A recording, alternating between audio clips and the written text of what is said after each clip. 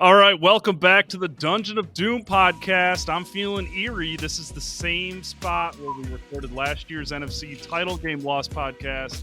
Everything about today has felt like a weird flashback, a weird time traveling experience, but this time around the Lions get the job done. They win 40-34 in a wild back and forth shootout game headlined by Jared Goff, Jahmyr Gibbs, and the hero of the day, Kirby Joseph. Man, I don't know, man. I was pretty impressed with the offense, and the defense obviously was pretty rough in the first half, but man, those two picks, getting 2 missed field goals, man, they just did that thing they've done all year. It wasn't pretty, it wasn't perfect, but they adjusted and they came away with 2 big plays, and then the Miles Adams sack, which really put the Niners in a hole. Man, what'd you think watching from home?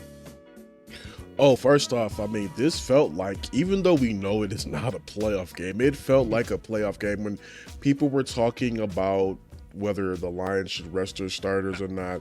Good thing they did not, because I felt that the defense definitely needed these reps. It is still a patchwork defense. You got some guys out there that are starting to come back, like Jalen Reeves-Maybin came back good, which was a good sight to see. We'll definitely get on him later, but you're still having guys that need to gel together. And let's just say the Lions did rest these starters, which I don't know how they would have, but let's just say for instance they did. Imagine having to work out these kinks in real time against a surging Vikings offense, which we'll probably talk about later. But yeah, I thought the defense was shaky, but again, you just said it. Still in the thunder, Ben. Superman.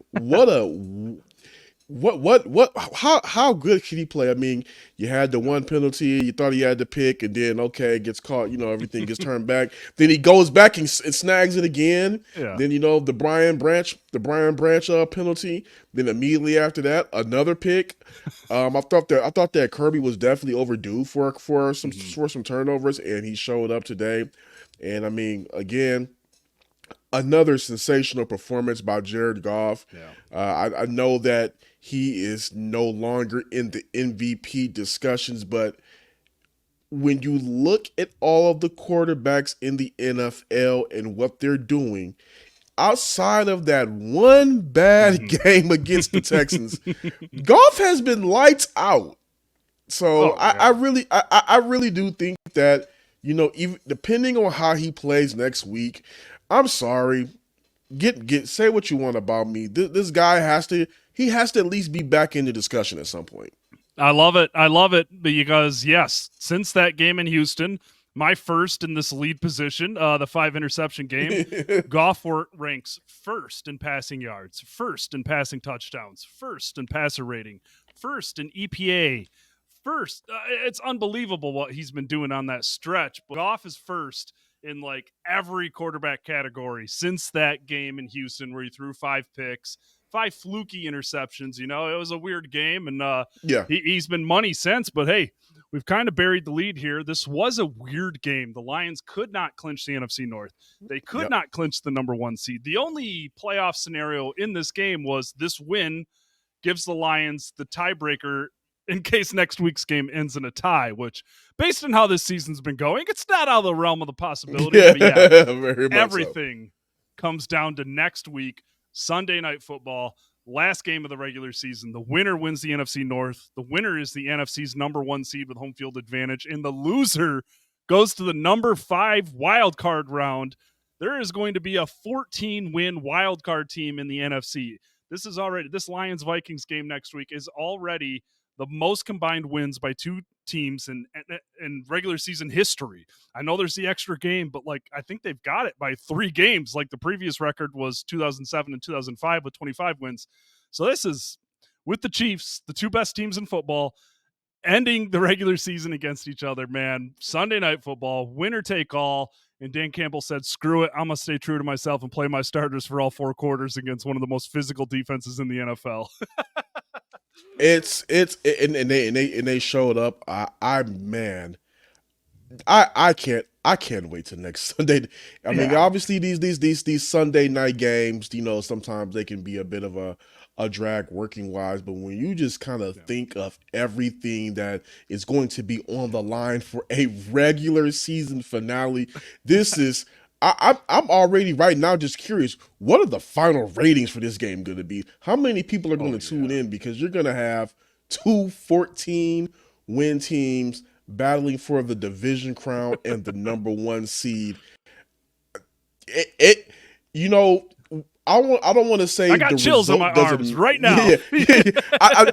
I don't want to say the end result doesn't matter, because definitely it does matter. Mhm. But when you talk about Detroit Lions football, talking about them being in this type of game with these type of implications, this is what everybody's been wanting. This is what everybody's been asking for their team to matter, to play meaningful games when the end of the season comes. And hey, get ready. Yeah. No, people know. The Doomers at home listening know how we feel about primetime games. And I think tonight's is fair because I'm literally going to go back to my hotel room and work and then head to the airport at 3:30 in the morning. So that's how I feel about this one. But next week, next Sunday, those are the type of games why I'm in this industry, why I wanted to be in sports, why I wanted to be a sports writer. Like, the only reason tonight's game was kind of like, oh my God, can we hit fast forward, is because of what's ahead. Like, we're sitting in here, there's 2 hours until kickoff. I write inactives and I'm just like, man, there's still 6 days to go until Sunday night football. But I do, because I know everybody's got an opinion on playing their starters or not. I'm just going to read a couple of things from Dan Campbell's. It was a long answer, but I just think his answer, he said he thought about sensational. Oh, it was a great answer. It's quintessential, genuine, honest to a fault Dan Campbell. Thought about it all week. I thought about it last night. I told the staff I was still thinking about it, but I ended up settling on the right thing to do was to play these guys because we owed it to the team. It's just one of those positions we're in. It's hard to say who you're going to sit, and it's not fair to ask guys to play that haven't been prepared to play in practice, and it's not fair to sit those guys down who have been preparing to play. And I do get that. Like, there was never a thought in my mind that a starter would rest in this game. That's not who these Lions are. That's not what they're about. In this game where they lost the NFC title last season, it meant something. Goff spoke on that after the game. He gave into that a little bit, saying there's a lot of guys in this locker room that wanted to get them one back. Kirby Joseph said it perfectly. Another great press conference. We'll get into that more too, but like, they wanted to beat this team and they wanted to beat them here. And not only are they a 14-win team building on their best regular season in franchise history, but the Lions just went 8-0 on the road this season, man. First 8-0 on the road. First season in franchise history, they finished undefeated on the road. The Lions are the first team to go undefeated on the road since the Kansas City Chiefs did so in 2000. We're talking 24, 25 years ago. That meant something to them. It just meant something to them. It was also the 5th game of the season that Detroit scored 40-plus points and had no turnovers, an NFL record. The Lions didn't punt. The 49ers didn't punt. This was a shootout. This was you had a great point earlier about this defense needing every rep it can get because these guys are going to play snaps in the postseason. They're going to play next week. Alex Anzalone is doing well, but Dan Campbell kind of said, we'll see about activating his window. So it's like they still might not have him back. But like, yeah, man, this game meant something on a personal level. And also, it's just who they are. You sent me some great quotes from Jameson Williams and Amon St. Brown after the game, just talking about how this is their DNA. Goff said it. Joseph said it. Dan Campbell said it, and man, there was just never a doubt in any of our minds. I understand the outside chatter about wanting to sit guys, but nobody went to the blue medical tent. Penei Sewell missed one snap in this game. Dan Campbell did not sound concerned at all about Sewell moving forward. They called it a thumb injury. He only missed one play, I think. So, hey, man, they played the starters. They won. They're 14. They're 14-2, and they get to leave Levi Stadium feeling a lot better about themselves this time around. I mean, you couldn't rest these guys, even if they wanted to, because that scene, we were there. Yeah. That scene, that the way those guys were feeling after the game, they were walking back into that building probably feeling every ounce of emotion of what happened. It looked like, and you could correct me if I'm wrong, it looked like Dan Campbell's a little bit emotional at the podium.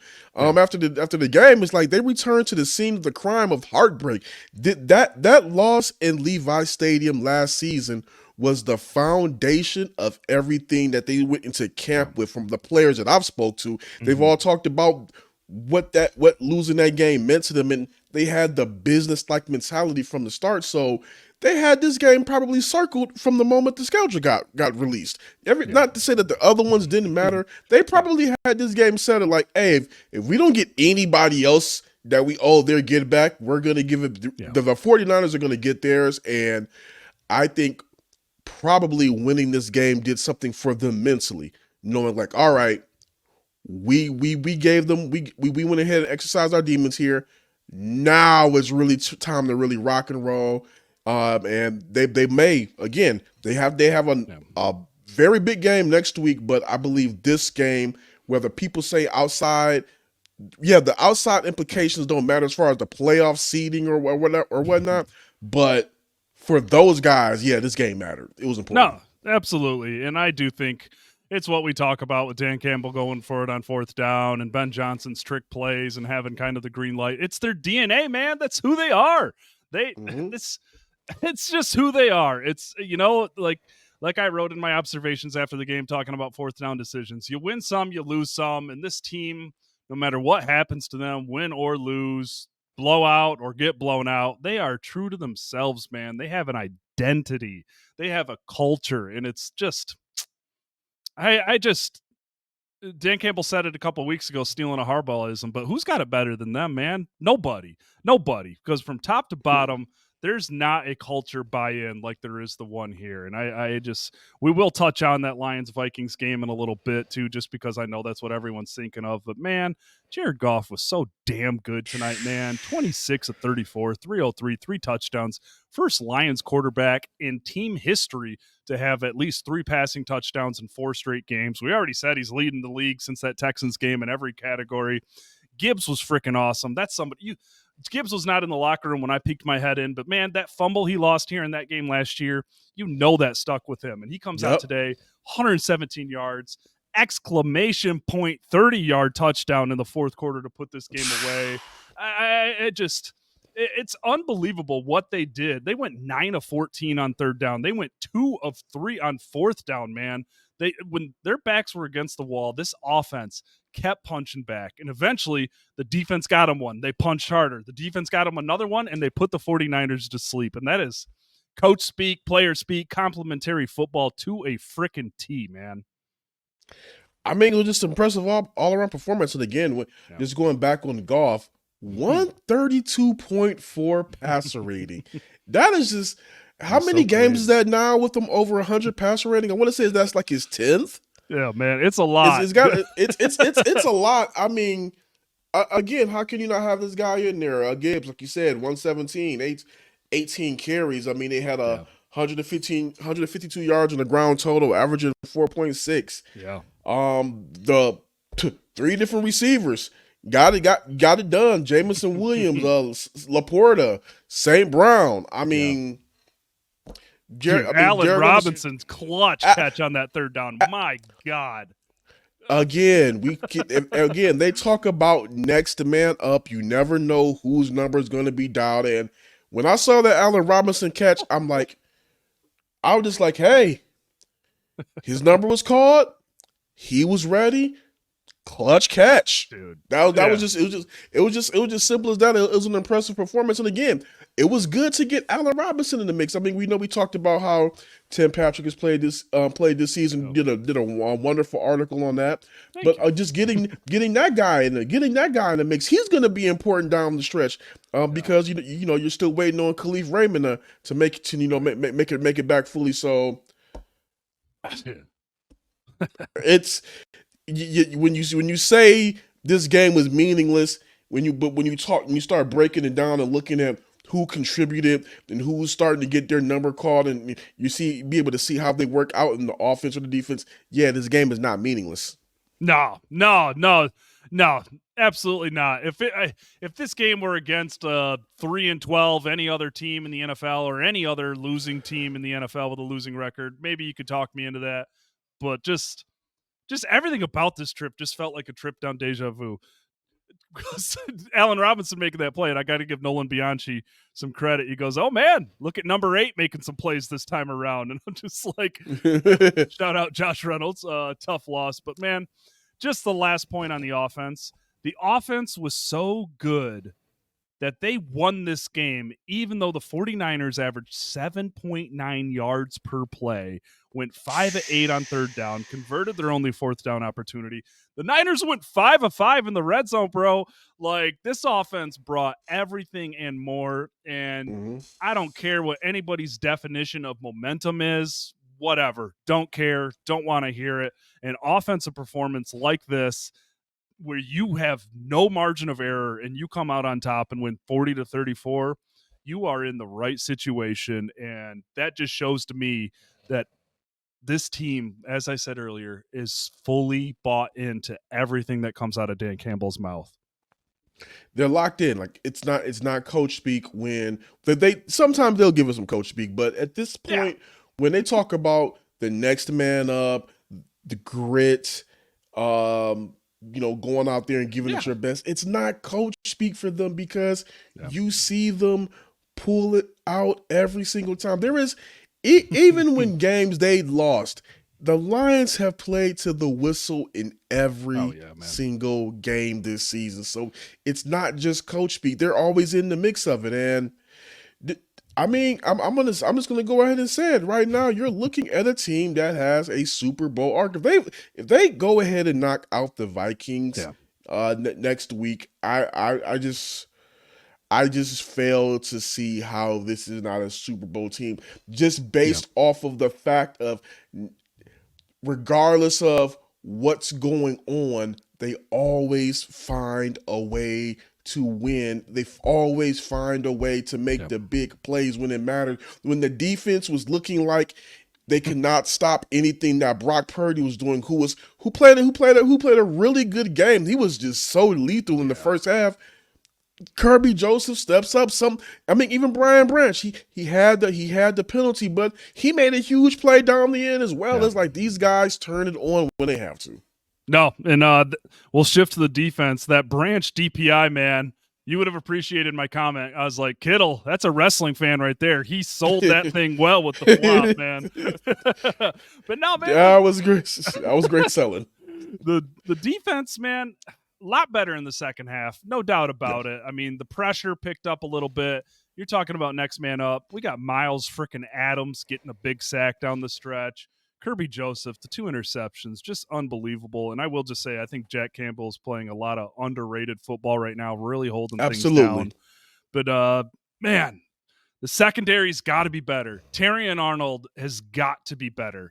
I mean, really, Terrion Arnold disappeared for a couple plays there in the second half, and we were wondering if he was benched or injured. We knew he had the illness last week. Then he eventually went back out there. But, man, he's so aggressive. He's so confident in his ability, and it's great. But he's making a lot of the rookie cornerback mistakes that you've been playing like every snap this season, man. You got to find the fine line between aggression and when to stay on your guy. And he got caught once again, kind of reminiscent to last week with Keenan Allen, just biting too hard, going for a pick, going for a PBU.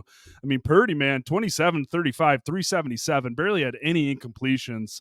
The first pick was just a great read by Kirby Joseph. The second pick was a terrible throw by Purdy. But, man, the secondary's just got to be better in pass coverage. They were strong against the run. The Niners hit a couple runs there late in the second half, but like 4.2 yards on the ground, 18 carries, 75 yards, and the 2 scores, one by Josh Dobbs late. But, like, man, the secondary has just got to be better because they made Ricky Pearsall look like a stud. George Kittle ate them up, caught all 8 targets his way, broke a freaking ton of tackles. Just a reminder of like how good George Kittle is. And I mean, that's why he was so impressive. I mean, and again, I believe, and this is no disrespect to him, but I believe George Kittle is by far better than TJ Hawkinson. But at the same time, TJ Hawkinson is no slouch, and that's a guy that you're going to have to account for next week. You talked about the way Pearsall play. Hey, there's a guy that's better than him. His name is Justin Jefferson, arguably number 1A or 1B with Jamar Chase as the best receivers in the NFL. Yep. And the secondary cannot make some of these same mistakes that they made today, because some lethal guys are coming in next week, and you have Sam Darnold playing Yeah. the best. Oof. It's not even close. The best football he has ever played in his life, Yeah. and they don't want to go on the road.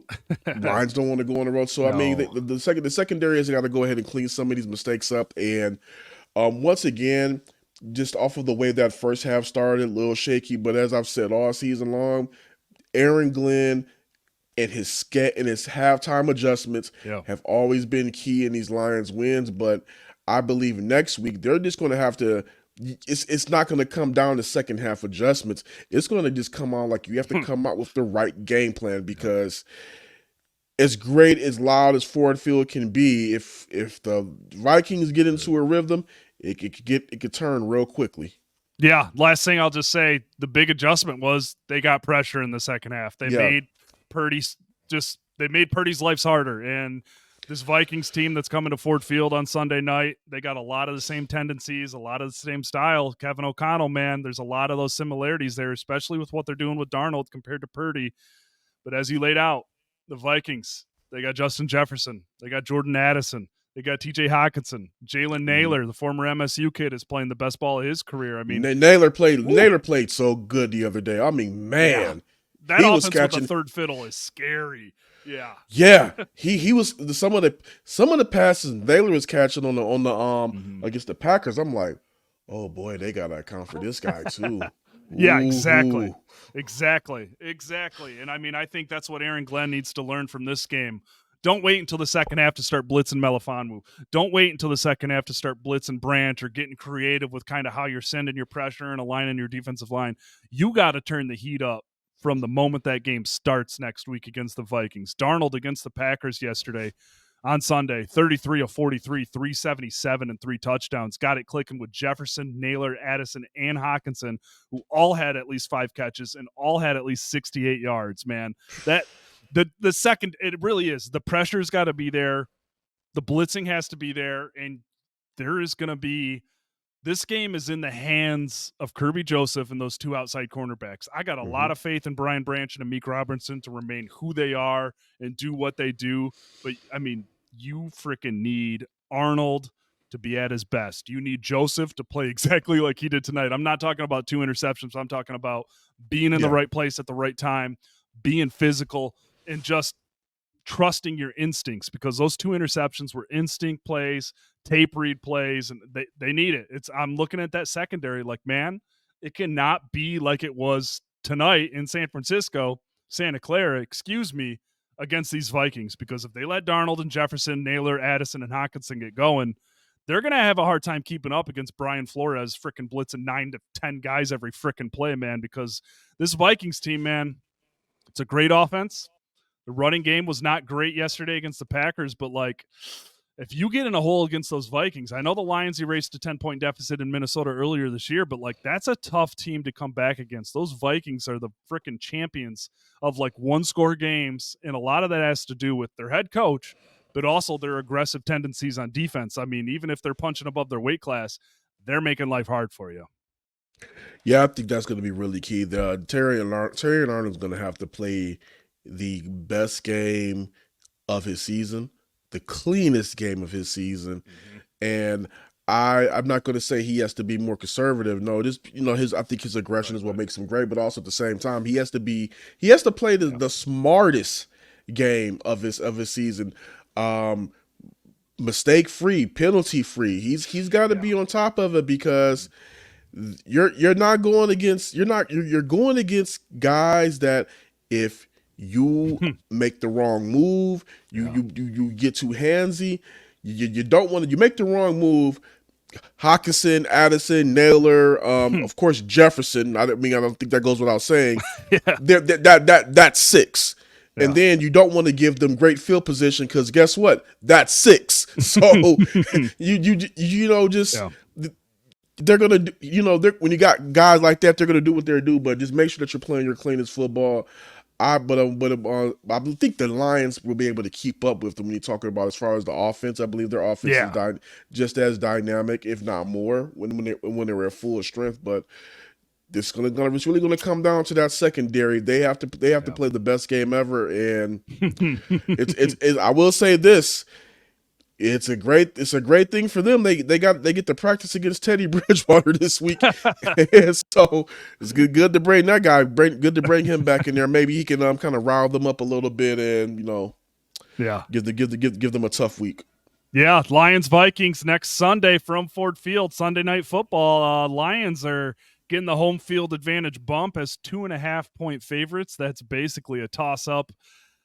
But yeah, man, I fully expect the Vikings. They're going to try to get Justin Jefferson on and Meek Robertson as much as possible, just because of the height advantage, and they're going to try and make Terrion Arnold bite. They're gonna make him bite. They're gonna make the rookie make decisions. I fully expect the rookie to be challenged, unlike he's ever been challenged at this level. And I mean, that's exactly how I would attack them. So he's got the skill, he's got the confidence. It's just about picking his spots, staying true to yourself, but also staying true to the scheme and what you need to do. Yeah. So we're not doing predictions yet because we'll have a mailbag later this week. But, it would just be weird not to finish talking about the winner-take-all season finale, man. I'm fired up. The whole MLive crew is going to be there. We'll be on the ground. And, I got to get back to the hotel room and get writing stories, baby. I got a cross-country flight and got to get the head on straight for this big game, man. This is,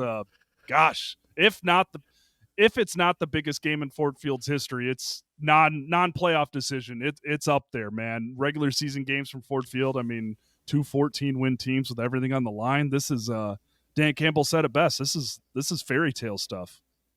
Hey, or as you already said the wrestling term earlier. I'll throw another one. This is cinema. Yes, this is definitely cinema. I will say this. The Lions pull out this victory, this will just be. We've already know it's the best. They're their best regular season. In franchise history. We already know that, but this will just be the cherry on the sundae of an impressive season. Not just because of the record, but the record with everything they've had to endure, everything they've had to suffer. I mean, this Lions team in any other season, they probably would have clinched this number 1 seed and the division crown probably a week or two ago. But you got to win 15 games to get the number 1 seed and the division crown. I don't see, and it comes down to a winner-take-all game. That would be the cherry on the sundae of like, hey, this team went through HE double hockey sticks to get to this. You what can you say about them? No, they did. It's the 14-2 Lions versus the 14-2 Vikings, baby. Don't get any bigger than that. I'm so excited for that game. This has been your Dungeon of Doom podcast. Stick with us at Subtext. Check out our insider texting service, mlive.com/Lions. We're going to be bringing the heat this week. I'm Ben Raven. He's Corey Woods. We'll see you later this week for the Mailbag Podcast.